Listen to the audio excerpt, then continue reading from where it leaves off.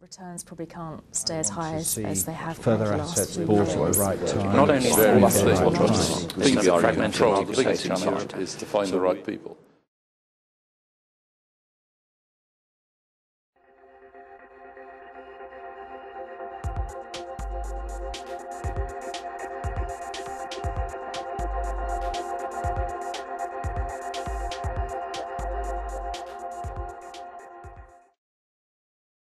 To say it's been an interesting week for the property industry would be somewhat of an understatement, and one small sign of the pressure the government has been under was Housing Minister Yvette Cooper's cancellation and then surprise late appearance at the British Property Federation's conference in London.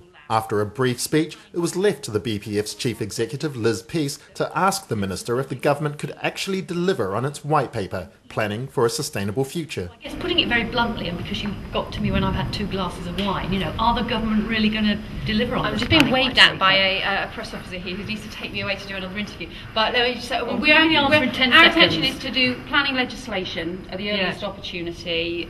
We've said, I think, that we want to bring the reforms in by, I think, April 2009, I think, in place. And, we're clear that, the elements of the white paper all should be brought together as a package so that we can speed up the system. I better go. Thank you. And that was pretty much it. The minister scooting off, no doubt, to explain the government's decision to delay, yet again, the introduction of home information packs. That decision came too late in the day to feature prominently at the conference, but the government's planning white paper released on Monday managed rather unsurprisingly to draw criticism from the Shadow Secretary of State for Communities and Local Government, Carolyn Spellman.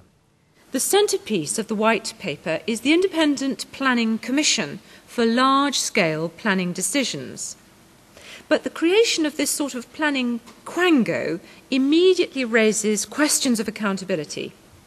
As far as we can discern, the government involvement in such a commission is limited to appointing those that sit on it and defining the planning guidance which will shape its decision-making.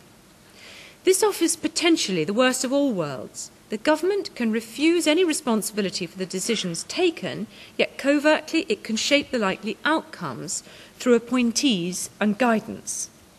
It's my firm belief that the creation of such a quango will increase public cynicism about a planning system which it already believes is failing. Land Securities Chairman Paul Miners raised the temperature with criticism of private equity's appetite for property companies. Let me say, and say it clearly and with some experience, there is nothing that private equity can do for owners of property assets that cannot be done for those owners themselves by their own directors and by their own managers. Private equity does, however, ask questions about public equity. It asks questions about capital structure and capital efficiency. It asks questions about clarity of priorities, and it asks questions about adaptive cultures. And public equity would do well to ask and seek out the answers to those questions in terms of improving its own model. Miners also addressed the question many in the industry have been asking recently. Are we at the end of a great bull market? So often in investment, it's easy to become drawn into the minutiae, the detail, the small inflections or movements in yield bases and miss the very big picture.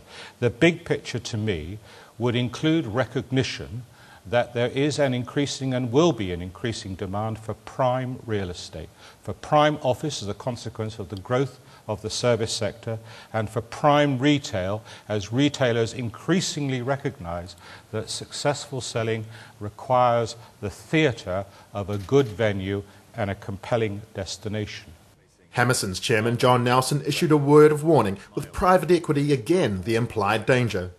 A significant proportion of the mass of capital available in London for real estate investment is structured into funds with finite lives.